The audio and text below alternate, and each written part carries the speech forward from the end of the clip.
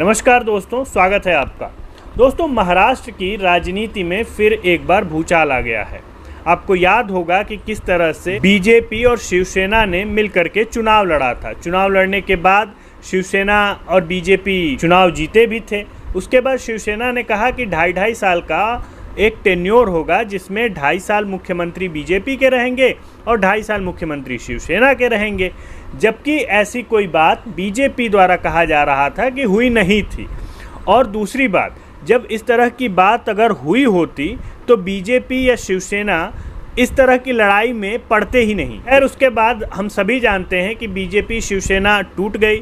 शिवसेना, शरद पवार, कांग्रेस ने मिल करके एक महाविकास अघाड़ी के नाम से एक सरकार बनाई और उस सरकार ने महाराष्ट्र में रूल करना शुरू किया। लेकिन उसके बाद आपको क्या लगता है कि बीजेपी चुप बैठी रहती, अमित शाह चुप बैठे रहते?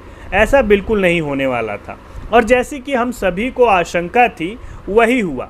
अमित शाह ने पूरी शिवसेना तोड़ दी। एकनाथ शिंदे के साथ वे बीजेपी में शामिल हो गए और बीजेपी के साथ मिलकर के एकनाथ शिंदे की शिवसेना और बीजेपी ने सरकार बनाई।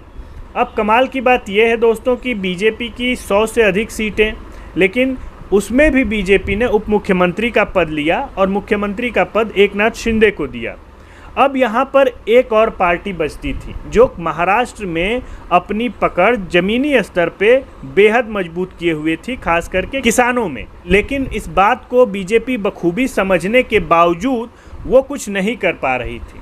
ऐसे में एक और मौका आता है जब शरद पवार बुजुर्ग हो चुके हैं और वे सत्ता का ट्रांसफ़र अपने बेटी को करते हैं और इसके बाद फिर से वहाँ पे विवाद शुरू हो जाता है। हालांकि ये विवाद बहुत पुराना है दोस्तों। इसके बाद सवाल उठता है कि बीजेपी इस तरह की राजनीति से उसे क्या मिलेगा। हम सभी जानते हैं कि 2024 में चुनाव लोकसभा का है और उसके तुरंत बाद महाराष्ट्र में विधानसभा के चुनाव हैं।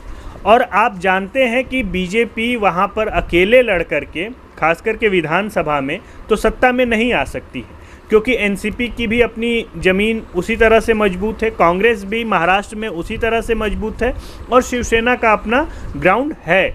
और बीजेपी ये जानती है कि वहाँ पर अकेले लड़ करके चुनाव जीतना अभी फ़िलहाल की परिस्थिति में तो संभव नहीं दिखाई दे रहा है। बीजेपी को अगर इस बड़े राज्य को जीतना है और लोकसभा में भी अच्छा प्रदर्शन करना है, तो इन पार्टियों को कमज़ोर करना होगा।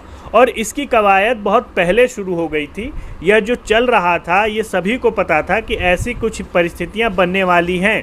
हालांकि ये चीज़ें मीडिया में इस वजह से नहीं दिखाई जा रही थी, क्योंकि आप जानते हैं कि मीडिया पे किस तरह का कंट्रोल है और मीडिया में किस तरह की खबरें आजकल चल रही हैं।